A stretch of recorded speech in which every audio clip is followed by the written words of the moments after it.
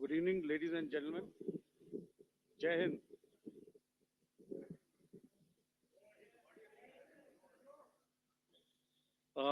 Welcome to this special press conference on Operation Sindoor. We will begin with opening statements by the three senior officers to my right here, who have been directly overseeing operations during Operation Sindoor. We have Lieutenant General Rajiv Ghai, Director General Military Operations, who will cover the aspects related to land domain. Air Marshal A.K. Bharti, to his right, Director General Air Operations, will provide insights on the air domain. And to my right is Vice Admiral A.N. Pramod, Director General Naval Operations, who will cover aspects on maritime domain. Following their briefings, we will move on to the question answer session. I now request the DGMO to commence the opening brief. Thank you, Sandeep. A very good evening to all of you, ladies and gentlemen. You are all by now familiar with the brutality and the dastardly manner in which 26 innocent lives were prematurely terminated at Pahalgam on the 22nd of April. When you combine those horrific scenes and the pain of the families that the nation witnessed with numerous other recent terrorist strikes on our armed forces and defenseless civilians, we knew that the time had arrived to make yet another compelling statement of our resolve as a nation. Operation Sindoor was conceptualized with a clear military aim to punish the perpetrators and planners of terror and to destroy their terror infrastructure. What I do not state here, of course, is the often stated determination of India and its intolerance to terror. It set into motion a very diligent and microscopic scarring of the terror landscape across the borders and the identification of camps and training sites. The locations that emerged were numerous, but as we deliberated more, we realized that some of these terror hubs were now bereft of any presence and had preemptively been vacated, fearing retribution from us. There was also a term of reference and our own binding, self-imposed restriction to target only terrorists and thus prevent collateral damage. There were 9 camps that you are now all familiar with, which were confirmed by our various intelligence agencies be inhabited. Some of these were in POJK, while there were others that were located in the Punjab province in Pakistan. Nefarious places such as Muridke, the hub center of the Lashkar-e-Taiba, has over the years bred famous characters such as Ajmal Kasab and the likes of David Headley. What followed was a careful scrutiny of each of these sinister locations, their layout, configuration, even the type of construction in each structure, and the terrain obtained around these. This was with an obvious intent to deduce and identify the exact vector that was required for their neutralization, as also the eyes in the sky that we would send up to ensure that we brought back evidence that we had indeed targeted what we set out to. The precise images of these engagements on that fateful and historical night have already been showcased during the first press statement on the 7th of May that was helmed by our Foreign Secretary. I have no doubt in my mind that we achieved surprise, and those strikes across those 9 terror hubs left more than 100 terrorists killed, including high-value targets such as Yusuf Azhar, Abdul Malik Rauf, and Mudassir Ahmed that were involved in the hijack of IC-814 and the Pulwama blast. The line of control was also violated soon after by Pakistan, and the erratic and rattled response of our enemy was apparent from the number of civilians, inhabited villages, and religious sites such as Gurudwaras that were unfortunately hit by them, leading to a sad loss of lives.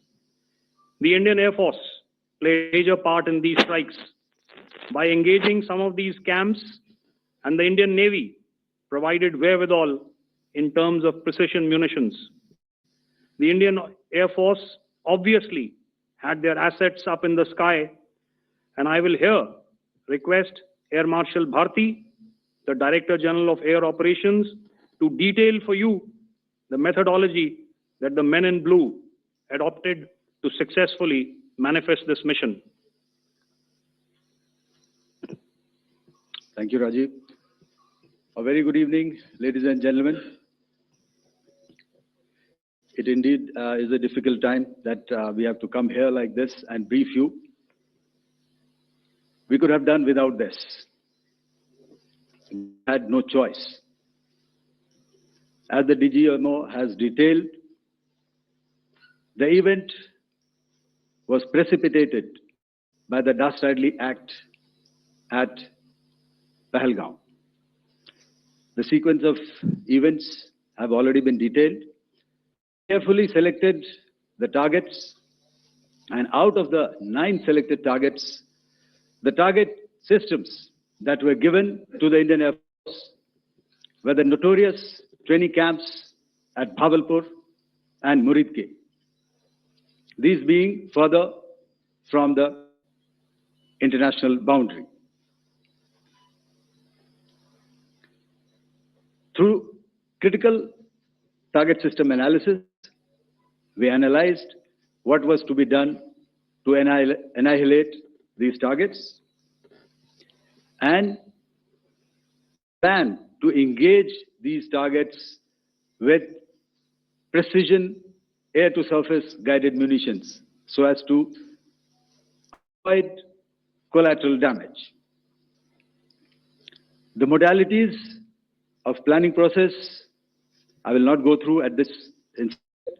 However, what I would like to show you is the results that we achieved through our targeted airstrikes. Could I have the second slide, please?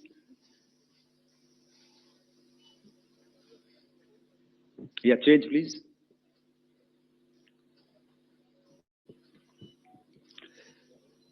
Okay. This is what the terror infra at Muridke looks like. If you see, north is as indicated, and to the right is east, where the international boundary lies. Could we have the next slide, please?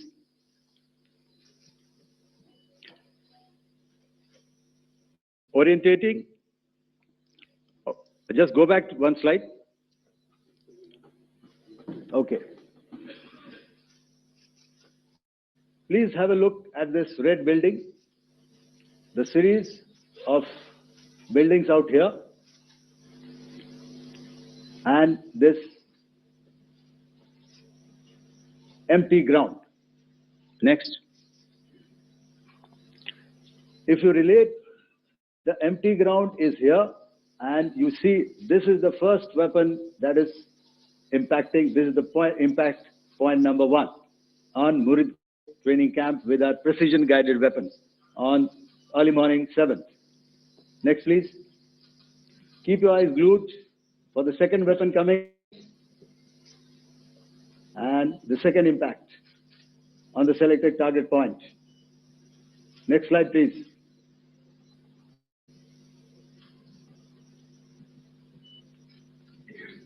Third weapon, third impact. Continue. And fourth weapon, fourth impact. So through these targeted precision targeting, we addressed the target at Murid K, which was the terrain infrastructure. Can you hear me? All right. Okay, I'll come closer to the mic. Now we go to the next target, which is the Bhavalpur training camp. Next slide, please. Okay, just wait. So the effect, if you see, the impact point, if I can point out, this is the impact point. The ammunition has gone through the roof and it has created a blast inside, photographs of which you would have, all of you would have seen. And the red building, after that, there was this double-story building. It has been completely decimated by precision targeting. Next, please. The target system, which was in the north, a series of buildings. I'll show you how it looked. Next. Completely destroyed by our precision targeting. Next. Now coming to Bharat, this is the target complex that we are dealing with, a fairly large target complex. So we had to carefully choose the points that we address, which were high value and which would meet our stated objectives of eliminating the terrorists. I would like to draw attention to this red canopy, and in relation to that, I would cover the targets. One target system is a series of buildings here, other one here, and other one out here. Next slide, please. This is how it looked before, and this is how the building looked after the impact of the weapon. And orientation in relation to this red canopy, you can see here. Next, please. Before, next, and after. The roofs have completely collapsed. Next. This is the target system. Next. Precision targeting and achieved our objectives here. Next. All right. So that was what we did on the 7th. Our objective was to address these two terrorist camps, and that we did with precision. And thereafter, we maintained a robust air defense posture, because remember, our objective was to target the terrorists and terrorist infrastructure, not any other infrastructure, not the Pakistani military, not the Pakistani any other infrastructure. So that is what we have maintained on the 7th of May. However, what we saw in the evening of 7th of May, we were saturated with a raid of Pakistani unmanned aerial vehicles and small drones. And these came in waves in our civilian areas, over our military installations, and all of them were successfully intercepted. Few of them did manage to land. However, there was not much damage that they did. And we have our robust counter-US hard kill and soft kill systems, which did the job. However, the difference here was that we had targeted the terrorists. The adversary now has targeted our civilians and the military infrastructure. So it had to be responded to. So in a quick and calibrated response, that very night, we struck their radar installations at Lahore and close to Gujranwala, the LYT installation, to indicate to him that we are ready, yet we do not want to escalate. Our fight was with the terrorists and not with the Pakistani military establishment. Thank you. Thank you, Air Marshal Bharti. So, ladies and gentlemen, he's outlined operations not only on the night of 6th and 7th of May, when Operation Sindoor commenced, but also on the subsequent night. Being well aware and familiar with the congenital and impulsive nature of our adversary, and even though we did attempt to reach out and communicate our compulsions to strike at the heart of terror to my counterpart in the immediate wake of Operation Sindoor, the request was brusquely turned down, with an intimation that a severe response was inevitable and in the offing. We were, of course, prepared. Operation the 7th and the 8th, Air Marshal Bharti spoken about. On the night of 8th and 9th of May, they flew drones and aircrafts into airspace all across the borders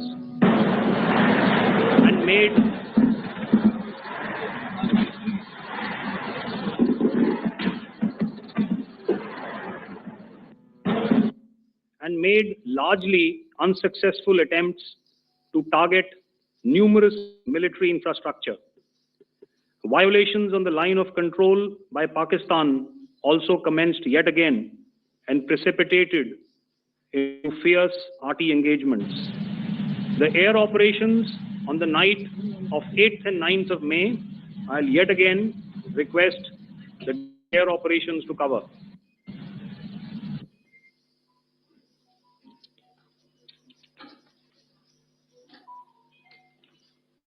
So I just covered what happened on the night of 7th and 8th. What we found that on the night of 8th and 9th, starting as early as 22:30 hours, our cities had a mass raid of drones, unmanned aerial vehicles, UCAVs, starting right from Srinagar, going down right up to Nali. It was a mass raid in waves, and it was relentless. However, we were prepared, and our defense preparedness ensured that there is no damage on ground or to any of the intended targets that the enemy might have planned for. The difference between 7th night and 8th night was that on 7th night, he sent in his Jihad class of UAVs. However, these UAVs can go some distance, they are armed. However, on the 8th, less numbers of armed UCAVs were there or UAVs were there, and more numbers of quadcopters, maybe for surveillance, just for harassment of civilians. This continued till midnight. Our air defense preparedness ensured that there was no damage on the ground, either to the military installations or to the civilians. However, the enemy had yet again shown that he wanted to up the ante and he wanted a fight, and we were up to the task.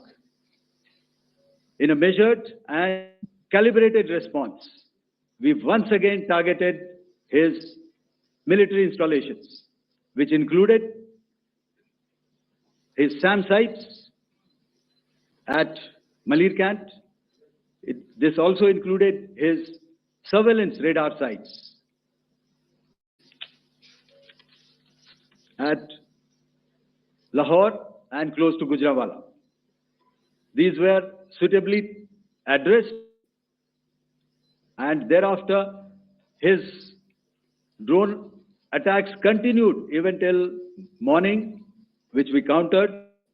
And during the daytime, there was some respite. Here, I would like to bring out another aspect. What we found was that while the drone attacks were being launched from somewhere close to Lahore, enemy had allowed his civilian aircraft to also continue to fly out of Lahore. Not only his own aircraft, but international passenger aircraft, which is quite insensitive, and we had to exercise extreme caution, even at the cost of some tactical disadvantage, to ensure that there is no damage to any of the civilian aircraft. It was also brought out in our press briefing during the day. So I will now hand over to my colleague to cover the events of 9th onwards. On land, we also undertook certain measures such as deployment, air defense, and electronic warfare assets to establish an integrated grid with the Indian Air Force. And I have seen and heard some of you wax eloquent about the benefits of such an architecture when it comes to negating and combating air intrusions. We also carried out deployment to include movement of our forces in the land, sea, and air domains. The night of the 9th and the 10th of May saw similar intrusions by drones and aircrafts. And this time, there was a concerted effort to target airfields and some very, very important logistic installations, albeit yet again unsuccessful, denied gallantly and efficiently, I must say, by the integrated Indian Air Force and Indian Army Air Defense. We further strengthened our deployment and also initiated some pressure points to send a very clear and unambiguous message to the other side to desist from any misadventures on land. Some of the airfields and dumps saw repeated attacks in waves from the air were thwarted. The Pakistan Army has reported to have lost approximately 35 to 40 personnel in artillery and small arms firing on the line of control between the 7th and the 10th of May. What the other side had probably also not reckoned with was the speedy and precise turnaround and hit back by the Indian Air Force. And I will yet again ask Air Marshal Bharti to speak about these significant and game-changing strikes. I will thereafter request Vice Admiral Pramod, my colleague and Director General of Naval Operations, to tell us about some very telling naval maneuvers in the Arabian Sea that exerted pressure on the night of 9th and 10th of May. Over to you, sir. Thank you. Commencing about 2000 hours, that is 8 p.m. local time, on 8th of May, several Pakistani unmanned aerial systems, drones, combat vehicles attacked multiple IF bases. These included Jammu, Udhampur, Pathankot, Amritsar, Bhatinda, Nal, Dalhousie, Thois, Jaisalmer, Uttarlai, Falodi, Nalia. These were almost simultaneous and they came in waves. All our AD guns and other systems were waiting for them. All these waves were neutralized by our trained crew using the air defense systems that they have, and also some of them were utilized using our legacy systems like Pechoras and IF Summer, which we have recently acquired. And some were neutralized by the Garud snipers. There was no damage on ground from these incursions and these mass raids, if I could call them, from the Pakistani side. How, following these relentless attacks on our air bases, on our forward positions, and on our civilian targets, it was time to convey some message to our adversaries. And therefore, a decision was taken to strike where it would hurt. And towards that, in a swift, coordinated, calibrated attack, we struck his air bases, command centers, military infrastructure, air defense systems across the entire Western Front.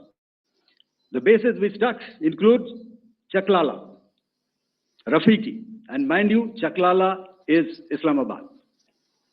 Rahim Khan, Sakar, sending a clear message that aggression will not be tolerated. This was followed by strikes at Sargoda, Bholari, Jacobabad. We also struck the C2 centers at Murid, the UAE complex at Murid, Rafiki, radar at Chunia, which I will show you, Rahim Khan airfield, the unmanned combat aerial vehicle hangar at Sakar.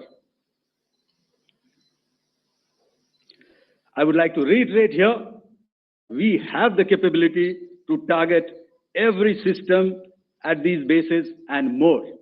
However, it was only a measured response to instill good wisdom to our adversary to refrain from further escalation. IF's response was directed only military installations, avoiding civilian and collateral damage. I would now like to show you some of the effects that have been achieved as a result of our air operation.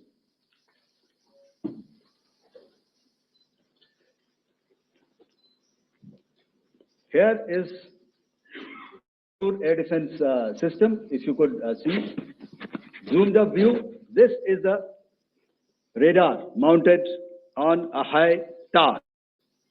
And after the strike,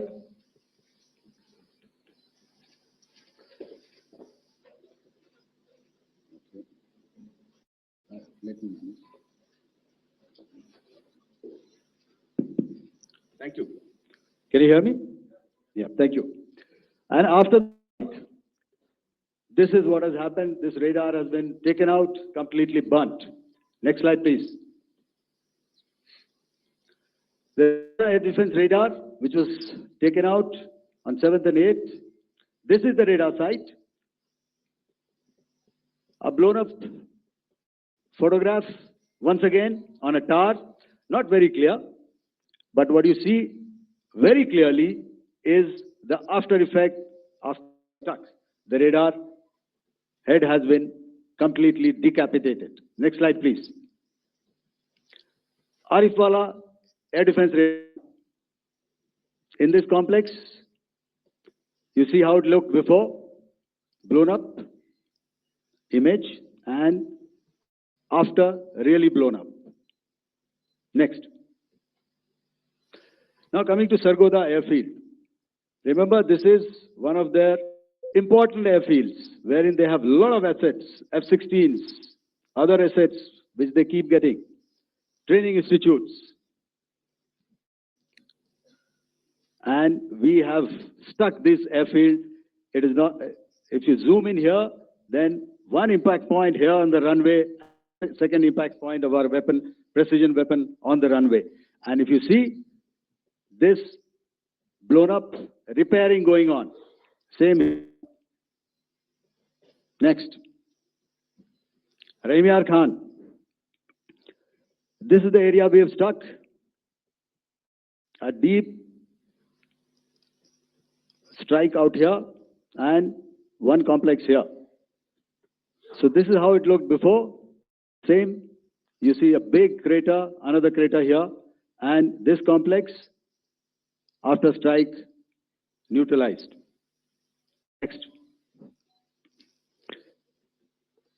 Chaklala airfield, Noor Khan, once again a major air base, a lot of their logistic assets out here. This was the chosen complex that we intended to strike and convey a message. Next slide, please. This is how it looked before, and this is how it looked after our strike. Next, Sakar. The radar site at Sakar. This is the radar site. And after it was struck, this is the aftermath, completely burnt out. Next, please. Aircraft shelter. This is how it looked before the strike, and this is how it looked after the strike. The roof of the buildings completely caved in and burnt. Next. Ballari Airfield, aircraft hangar. This is how it looked before, and this is how it looked after the precision strike. Next. Jacobabad, aircraft hangar, and this is how it looked after. Next. So what I'm to convey here, ladies and gentlemen, is to start with, our fight was neither with the Pakistani military nor with anybody else who's there on the other side. Our fight was with the terrorists. We neutralized the terrorists that we selected to be neutralized, and thereafter, we only maintained the air defense posture. However, we were relentlessly pounded by waves after waves, night after night, by his UCAVs, by his drones, and by his other unmanned aerial systems. And that left us with no choice but to retaliate, and yet our retaliation was calibrated, it was graduated, and it was proportionate. Thank you.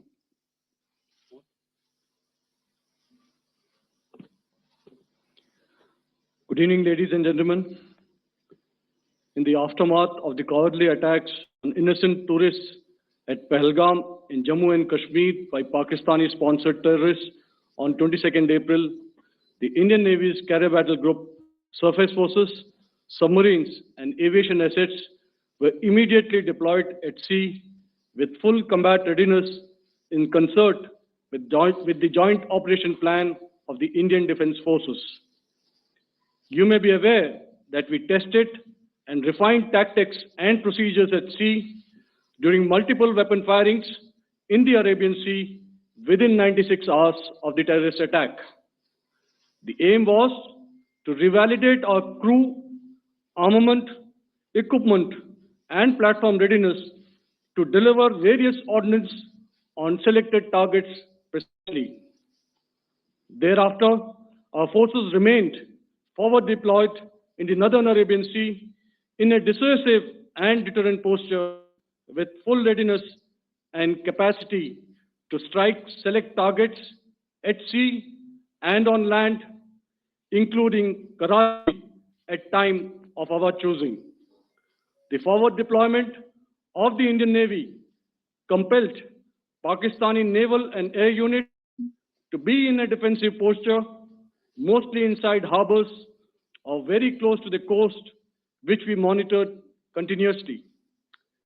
The Indian Navy maintained seamless maritime domain awareness throughout the duration and was entirely aware of the location and movement of Pakistani units.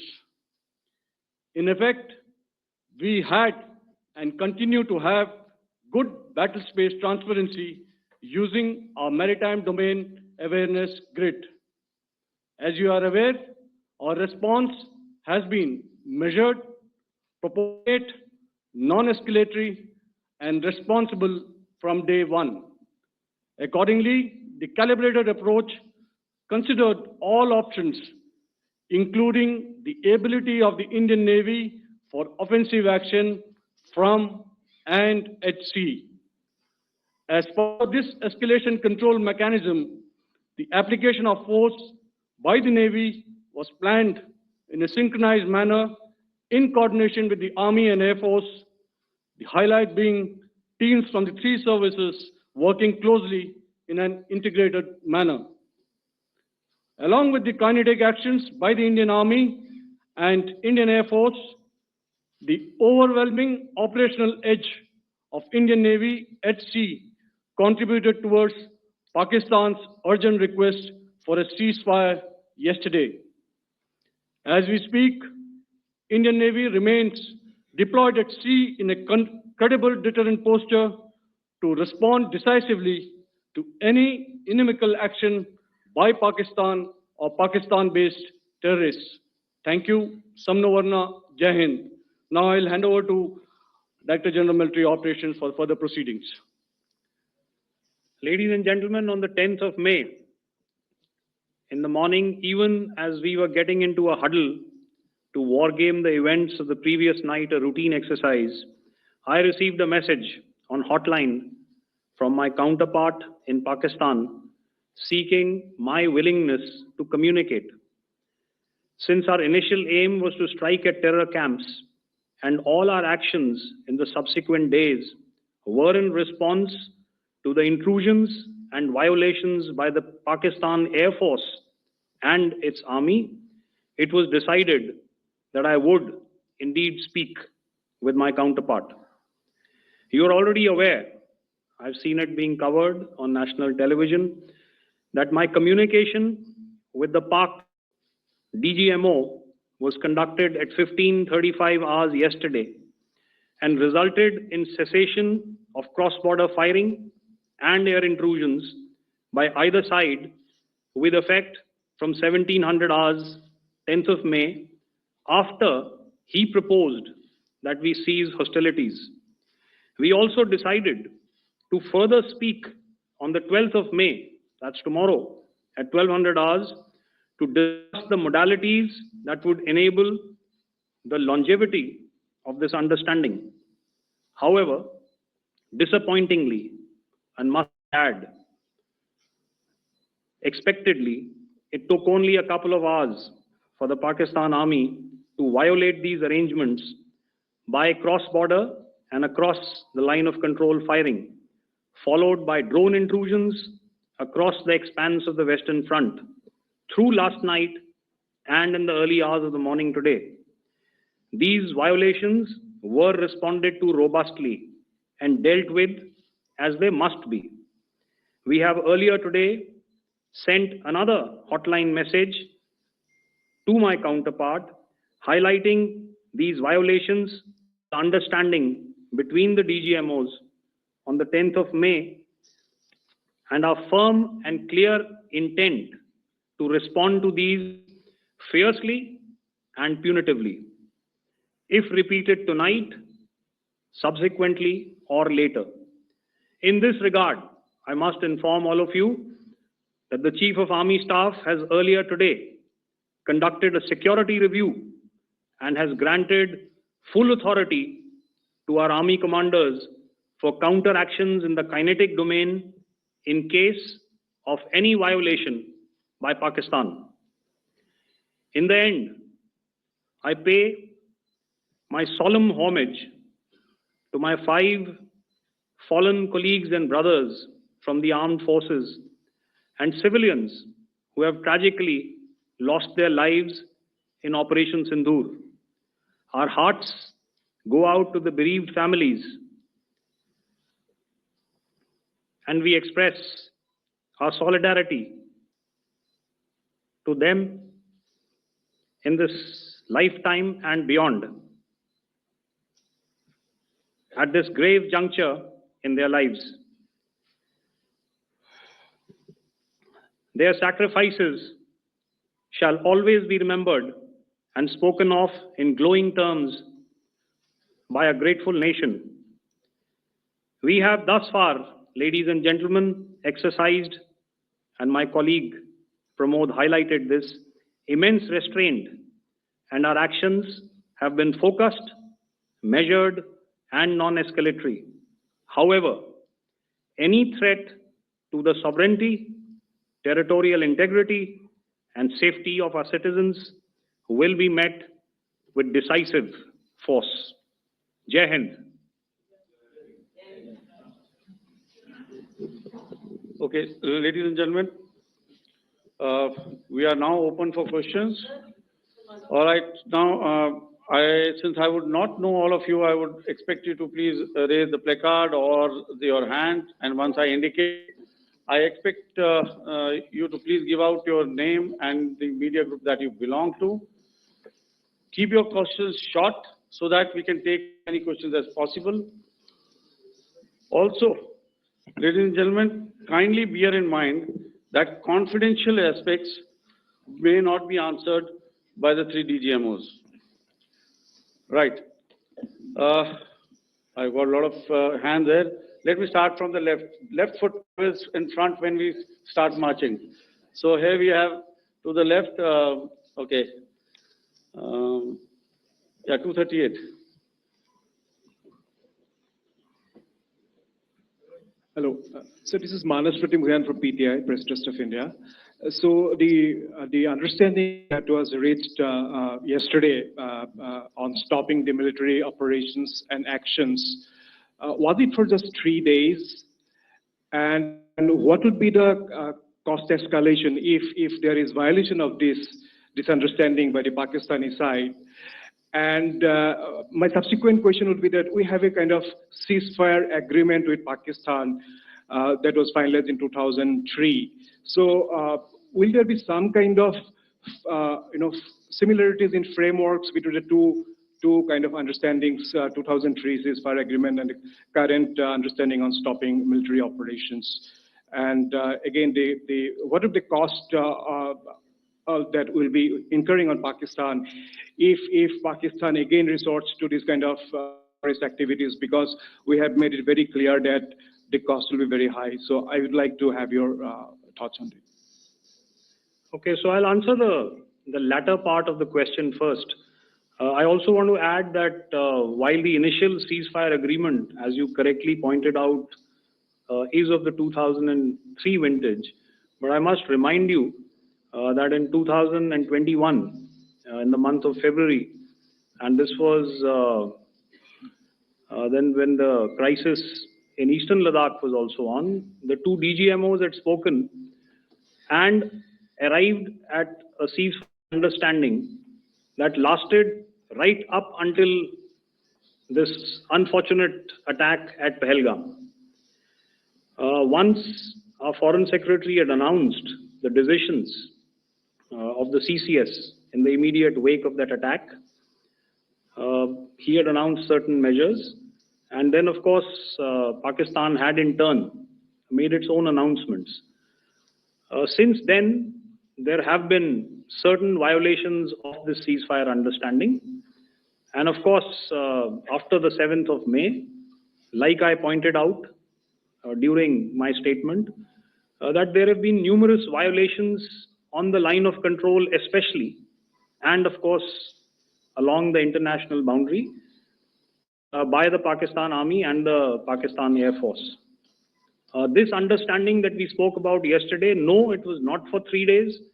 It was first to stop aggressive and hostile activities immediately, let that order and direction settle down for about 36 hours, and thereafter discuss modalities, like I said, to ensure its longevity. That is tomorrow on the 12th of May. But unfortunately, we had a violation starting at approximately 1900 hours last night. And we've sent a communique, like I said, to the Pakistan Military Operations Directorate. And we will await as to what happens tonight. All right. The cost escalation, I'll leave it to your best imagination. I've already said that the response will be fierce and punitive. Now, the right foot forward. Yeah.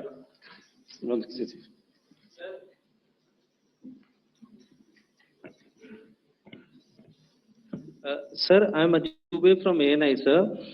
Sir, my question is that you talked about the loss of lives to the Pakistan army, that was around 35 to 40 kills secured by the Indian army.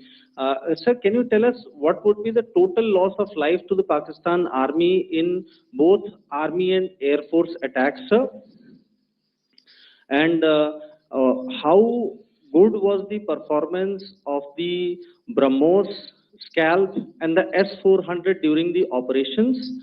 And sir, since we have, sir, just one No line, sir. multiple questions, please. Sir, All right. and since, sir, we have achieved such a spectacular, we have made good achievements in this entire operation, can we say that we have emerged victorious, or we have a big upper hand over the Pakistanis in this entire conflict?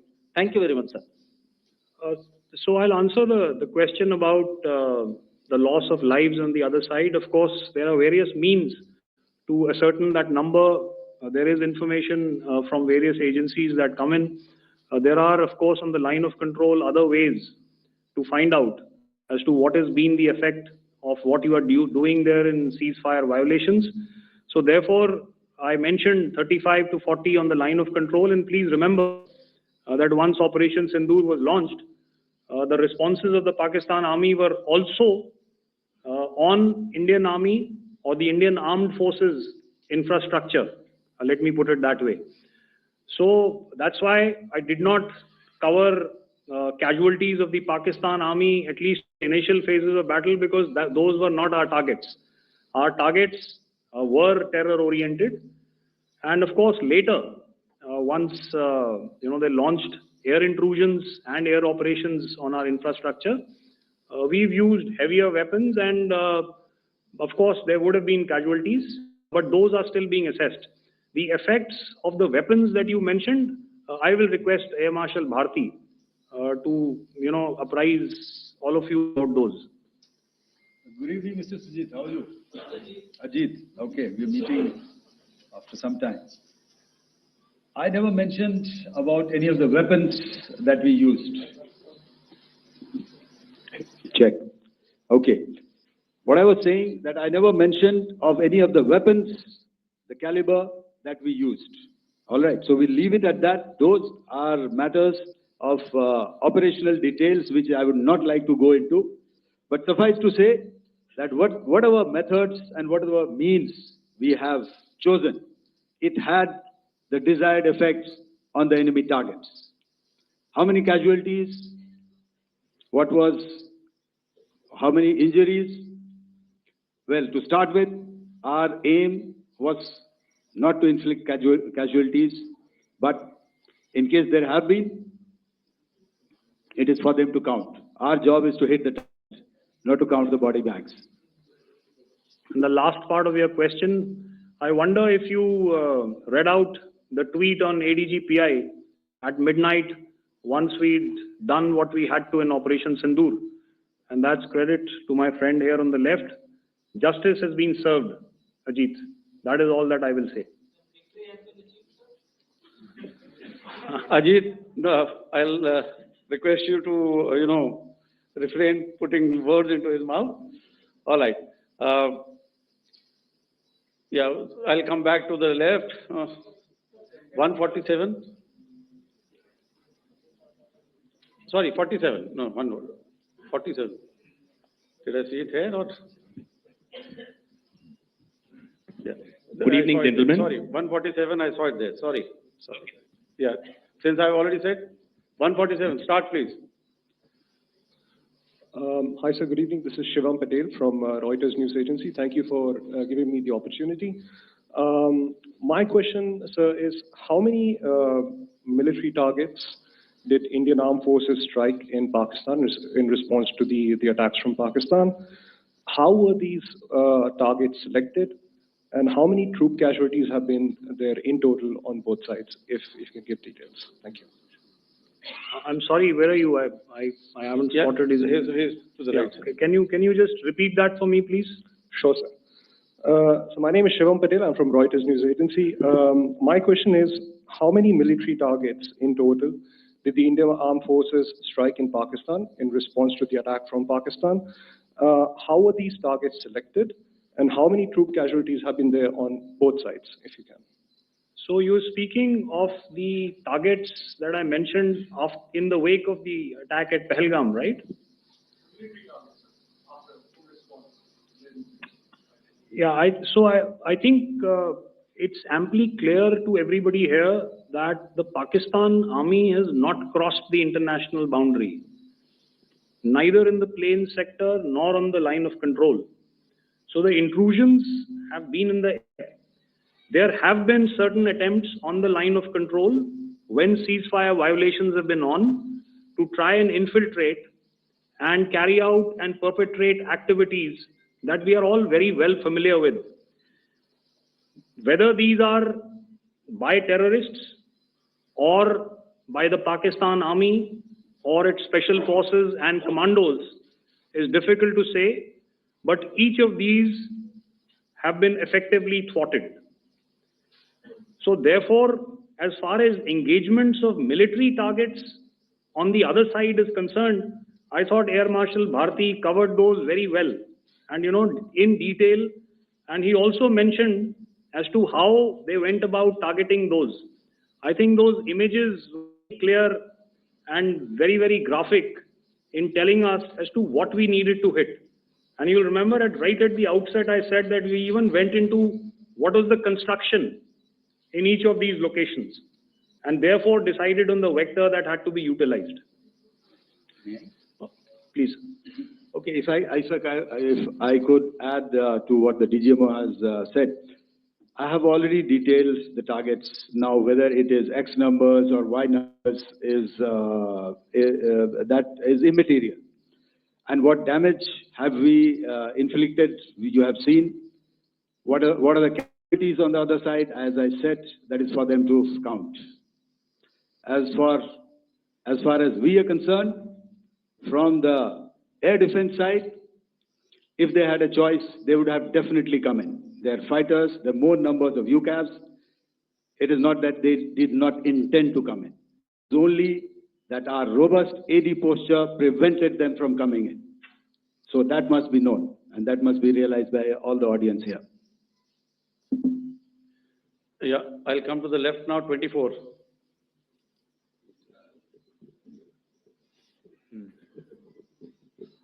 Good evening, sir. This is Anvesh Rath from Z. Sir, I wanted to know on the first briefing, which was done by FS and two representatives from Air Force and Army, you showed a list where there was 21 places in that list. You have stuck 9. Are more operations going to be held? Is Operation Sindoor still on? And the second question, thank you, sir. Thank you so much. And also, I want to congratulate all three of you for a fantastic operation that you guys have done. Thank you so much. Thank you so much for that one question. Yeah. Sir, the question. Unfortunately, Rath, is that your name? I'm sorry. As far as operational details are concerned, I'm not in a position to share those right now. But I think I'll take a cue from Pramod. He said towards the end that the Indian Navy is still in a posture that is deterrent. And I have already made it very clear towards the end of what I said that it's only a couple of hours ago that the Chief of Army Staff has carried out a security review and he's authorized our Army commanders to deal with violations of any kind from across the borders in a manner that they deem fit. So again, to reiterate, the response will be fierce and it will be punitive.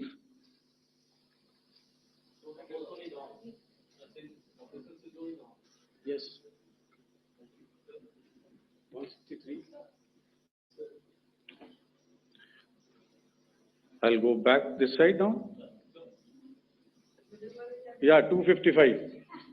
She said middle wale kya karenge, so 255. Oh, sorry. Good evening, sir. I'm Shailesh from National Defense. Please allow me, first of all, to pay my gratitude for protecting us Indians. Thank you very much. Sir, since the enemy has been talking about taking down our aerial platforms, it would be deemed fit in case we feel that we have taken down their fighter jets. What could be the number? Though you said that there may be not going to reveal the platforms, but since this has come from various quarters in Pakistan, so I believe that we need to answer, if you can, sir, if you may allow. The question is for me? Yes, sir.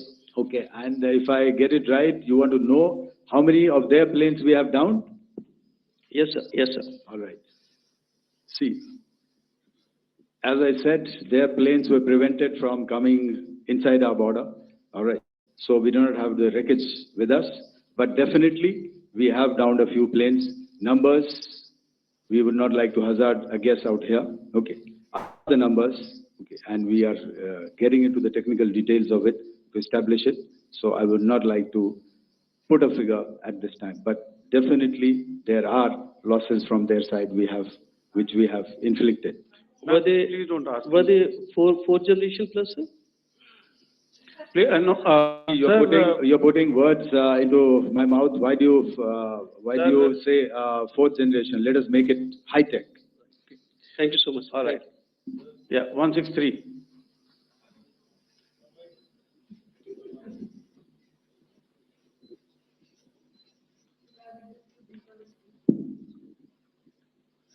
Sir मैं मंजीत नेगी हूँ आज तक से। मेरा सवाल ये है कि इस पूरे ऑपरेशन में जो आतंकी ठिकानों को निशाना बनाया गया, क्या नंबर्स कुछ बता सकते हैं कितने आतंकी मारे गए? कुछ नाम सरकार मतलब कुछ नाम मीडिया में आए भी हैं जो बड़े उसके मास्टरमाइंड थे। और एक सवाल जो आज एयरफोर्स ने एक ट्वीट किया कि ऑपरेशन सिंदूर अभी जारी है और सरकार की तरफ से भी कहा गया। और पिछली बार जब विदेश मंत्रालय की प्रेस कॉन्फ्रेंस पहली हुई थी उसमें वो लिस्ट गई थी कि 21 टेरर कैंप आइडेंटिफाई किए गए हैं। तो क्या जो बाकी बचे हुए टेरर कैंप हैं उन पर भी कार्रवाई होगी? और एक नंबर अगर आप बता पाएं कितने टेररिस्ट मारे गए? Sir Manjeet ji, 3 questions. The third one has just been asked here before. So 21 this thing. So I'll request the first to be answered so that we have more number of people who can ask. Manjeet, जब मैंने statement दिया तो मैंने शुरू में ही कहा कि जैसे ही ऑपरेशन सिंदूर कॉन्सेप्चुअलाइज हुआ तो हमारा जो पीछे की कार्रवाई होती है स्पेड वर्क और टारगेट्स को आइडेंटिफाई और एनालाइज करने की कार्रवाई शुरू हो गई थी। मैंने जब स्टेटमेंट दिया तो मैंने बताया कि बहुत सारे थे, हमने 21 दिखाए होंगे और भी हैं, लेकिन वो लिस्ट फिल्टर करते करते 21 तक पहुंची। अब क्या आगे एंगेज किए जाएंगे? अगर जरूरत पड़ेगी तो जरूर एंगेज किए जाएंगे, लेकिन मैंने बताया कि इस समय जो इंट एजेंसीज ने हमें बताया कि फलाने कैंप में प्रेजेंस है, हमने उनको एंगेज किया। कुछ नाम मैंने लिए, कुछ नाम अभी पुख्ता किए जा रहे हैं। मैंने आपको बताया कि जो इंट एजेंसीज ने अभी तक असेसमेंट किया है उसमें उन्होंने कहा है कि तकरीबन 100 से ज़्यादा मारे गए हैं। और एक आज आपने तस्वीर भी देखी कि काफ़ी प्रोमिनेंट जो फ्यूनरल था, काफ़ी प्रोमिनेंट एक जो हस्ती हैं वो ऑर्गेनाइज कर रहे थे और उस फ्यूनरल में और कौन लोग अटेंड कर रहे थे वो तो आपने देखा ही। तो आप लोग सब समझदार हैं और मुझे ये कहने की ज़रूरत नहीं है कि इन लोगों को कहाँ से सपोर्ट मिल रहा है। अगर नहीं मिल रहा होता तो ऑपरेशन सिंदूर नहीं होता, तो उसी की वजह से है ये ऑपरेशन। तो मेरे ख्याल से मैंने आपके सारे सवालों का जवाब दे दिया है। Ma'am. Sir, next is from 17. Sir मेरा नाम अंजू निर्वाण है, TV9 भारतवर्ष से। सर मेरा सवाल ये है कि ऑपरेशन सिंदूर हमारी जो इंडियन नेवी है उसके बारे में सर थोड़ा सा बताएं कि किस तरह की उसकी भूमिका रही, क्योंकि हमने इस दौरान सर देखा कि बहुत सारी स्पेकुलेशन भी रही और ये बोला गया कि कराची तक हमारी नेवी ने ऑपरेशन किया है। तो सर इस पे थोड़ी सी क्लैरिटी चाहिए। और सर हमने कौन कौन से फाइटर एयरक्राफ्ट डाउन किए हैं, अगर उसका भी थोड़ा सा क्लैरिटी मिल जाए तो अच्छा रहेगा। तो मैं आपका पहले सवाल का जवाब दूंगा। I will make few sentences and leave it for your imagination. First of all, as I mentioned, we have quantitative and qualitative edge to deliver a massive blow to our adversary, and we completely dominate in the maritime front. Indian Navy's action is part of the escalation ladder mechanism which we have worked out amongst three services. This time, if Pakistan dare take any action, and Pakistan knows it, what we are going to do. That's all. Okay, आपके सवाल का जवाब मैं पहले दे चुका हूं। आपके सवाल का जवाब मैं पहले दे चुका हूं, इसलिए मैं बस उस तक ही सीमित रखूंगा और इतना कहना चाहूंगा कि आने वाले दिनों में आपको खुद ही पता चल जाएगा और ऐसी बातें छुपी नहीं रहती हैं, तो पता चल जाएगा. So at this time we'll just let it be. Okay, gentlemen, we have one or two more questions, sir. So, please, they are going to be outside. You can speak to them there also. 104. 104.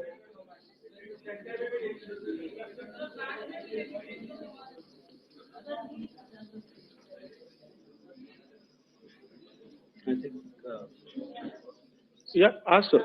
Sir, Dinakar with the Hindu newspaper. Are you surprised that you got this question? No, sir. I'm waiting for the look. Sir, can you give a number of assets we lost? Because there's been a lot of speculation going on. International media writing a lot of things about platforms, including Rafale. I mean, Pakistan claiming that Rafale has been downed, etc. Can you put that question to rest and clarify on that? That question is for me. All right, I'm happy that you've asked this question. You know, we are in a combat scenario, and losses are a part of combat. The question that you must ask us, okay, and indeed that we must ask ourselves, you inclusive, is have we achieved our objectives? Have we achieved our objective of decimating that terrorist camp? And the answer is a thumping yes. And the results are for the whole world to see. As for the details, what could have been, how many numbers, which platform did we lose? You know, at this time, I would not like to comment on that because we are still in a combat situation. And if I comment on anything, it will only be advantage. So we don't want to give him any advantage at this stage. All I can say is that we have achieved our objectives that we selected, and all our pilots are back home. Thank you. Okay, hold, please don't, please, level here. So we'll have 220 now. Hello sir, this is Anita Chaudhary sir from Swadesh newspaper. मेरा सवाल है, क्योंकि ये हमारे जो पहले जो action रहा वो आतंकवाद के खिलाफ रहा, तो आतंकवाद में अजहर मसूद की तरफ से एक बयान जारी किया गया था जिसमें उन्होंने कहा कि हम इसका बदला लेंगे और जहाज रुलाएंगे.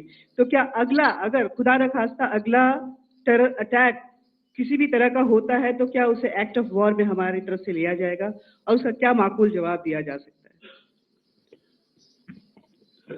मेरा इसमें सिर्फ एक ही जवाब है आपके लिए कि हमने अपनी कार्रवाई करी. हमने उसके बाद मैंने अपने स्टेटमेंट में भी बताया कि ये कम्युनिकेट करने की कोशिश करी कि हमने इस तरीके से ये जो स्ट्राइक्स हैं वो क्यों की. लेकिन जो हमारा एडवर्सरी है उसने जैसे मुनासिब समझा वो कार्रवाई करी. तो आपने देखा कि ये जो एक्टिविटीज चल रही हैं 3-4 दिन से, ये कोई वॉर से कम नहीं है. नॉर्मल सर्कमस्टांसेस में एक दूसरे देश की एयरफोर्सेस हवा में नहीं उड़ती हैं और एक दूसरे के ऊपर स्ट्राइक्स नहीं करती हैं. हर रात इंट्रूजन्स नहीं होते हैं. लाइन ऑफ कंट्रोल पर सीज फायर वायोलेशंस, आपके एक साथी ने सवाल पूछा था शुरू में, एक सीज फायर अंडरस्टैंडिंग था, वो भी जा चुका है. उस सीज फायर अंडरस्टैंडिंग के जाते जो फायरिंग हो रही है लाइन ऑफ कंट्रोल में, उसमें घुसपैठ की कोशिश हो रही है. आमतौर पर ये घुस लाइन ऑफ कंट्रोल में टेररिस्ट करते हैं, लेकिन हमें इंफॉर्मेशन है कि हो सकता है ये पाकिस्तान आर्मी की टोलियां भी हों जो हमारे पोस्ट के ऊपर खामी पहुंचाने की कोशिश कर रही हैं। तो ये सारी एक्टिविटीज तो वॉर में शामिल हैं। तो ये कहना मुश्किल है कि आगे क्या होगा, वो स्पेक्यूलेटिव जोन में आ जाता है और मैं स्पेक्यूलेट नहीं करना चाहता हूँ। हर एक सिचुएशन अलग होती है और उससे एक तरीके से डील किया जाता है। सर मैं एक सवाल इसका मैं जवाब देना चाहता हूँ, एक मिनट। सो जो मिलिट्री होता है, our main job is to prevent war and maintain peace and stability. So it is not that our response is a graded response. That means अगर किसी ने किया तो उसको graded उसमें किया, जैसे terrorist action हुआ तो what we did is a terrorist action and we destroyed all the terrorist camps. उसके बाद आपने देखा कि उनने थोड़ा सा कोशिश किया तो हमारे एयरफोर्स एंड आर्मी ने क्या, तो मिलिट्री टारगेट्स हैं उनको उनके ऊपर थोड़ा. So our aim is to maintain peace and tell our adversary that you do this and the response will be bloody. Okay, now as per the, please, we'll have 166 and 25 and after that no more please. Sir, this side. Ladies and gentlemen, please maintain, I request you to please be quiet. Jal Ghai? No. This side, sir. We have only two questions left, 166. Yeah, please ask. So I'm Rahul Singh from Hindustan Times, sir. So you were totally on top of when the kind of losses you've inflicted on the enemy. I mean, we saw the slides and everything. So it kind of comes across that you were batting it 99 and you decided to do your innings. What are your thoughts on that, sir? And do you think, are you weighing the option of the Pakistan army using this time of the so-called ceasefire or the understanding? And you talked about how they could not be trusted. So buying time to kind of build up more reserves, getting stuff from their friends like Turkey or China, are we considering that possibility, sir? Look, see, the call came from the Pakistani side to speak about cessation of hostilities. What pauses mean during such conflicts is known to everybody. You know, I don't want to go into the pros and cons of how preparation for war is made. You know, that is a process in itself. But I think my senior colleague here, the DG Air Operations, spoke, or he alluded at least, you know, to what this operation was precisely and specifically meant for. And I think that's something that we achieved, you know, right at the outset. Had we had the option not to go further, we probably wouldn't have. But we've been compelled to be in this situation. And as you've seen, the armed forces of India, and you know, you've got the three Director Generals sitting here, we are always prepared to face any eventuality. And like I said, that's for the sovereignty, the territorial integrity, and the safety of our citizens. So whatever has to be done will be done. You know, I'm not so concerned about what Pakistan will do in the. I'm only concerned about what we will do. We have a roadmap and a plan, and we will follow it diligently, and we will follow it to the T. You know, that's the contention that I want to make here today. Ma'am, please. Okay, the last question, and ma'am, 25, she has been asking since the first one. Sir, I'm Nandita. Sir. She's not asking a question. Sir, I'm Nandita Dagar, DAGAR from DD News and DD India. Sir, I wanted to ask you that my question is to General Ghai. Sir, you spoke to your counterpart yesterday and the Pakistani counterpart. Sir, what is the Indian Army's assessment that despite that agreement, that talk that you had, despite that agreement coming into effect at 1700 hours yesterday, why did they violate it? And number two, yesterday at the Joint Defense Ministry and Foreign Ministry briefing, Wing Commander Vyomika Singh and Colonel Sofia Qureshi had told us that we have cited the Pakistani troops amassing at the borders and at the LOC. Sir, has that situation changed? Have they withdrawn? answer if in case, despite now there is a of course, but if tonight again the enemy again carries out shelling and aerial intrusions through drones, what is going to be our response? Thank you. So without outlining the specifics of that response, I've already made it clear that there will be a response and it will be fierce and it will be punitive. Why the Pakistan Army chose the option of violating the understanding that was arrived at earlier yesterday, I think that's a question that we best answered by the Pakistan DGMO. I wouldn't be able to, give you that. But, in situations such as these, and if you go back into any conflict, sometimes these understandings take time, to fructify and manifest on ground. But without, getting into the reasons, it is our mandate to be prepared at all times, and that we were. It's not as if because there was an understanding we weren't prepared. I must tell you that the armed forces were on a very, very high alert, and they continue to be in that state even as we speak. Oh, all right. Ladies and gentlemen, please, ma'am, please. Okay, thank you so much for coming today. Those who have missed asking a question, those who have missed, see, I knew I'll get this attention from you like this. Those who have missed the opportunity to ask a question can give me a written one. I'll definitely get back to you with that. And also, they are they are invited for a cup of tea in my office day after tomorrow. Thank you, ladies and gentlemen, for coming. Thank you. Thank you very much. Jai Hind. Jai Hind.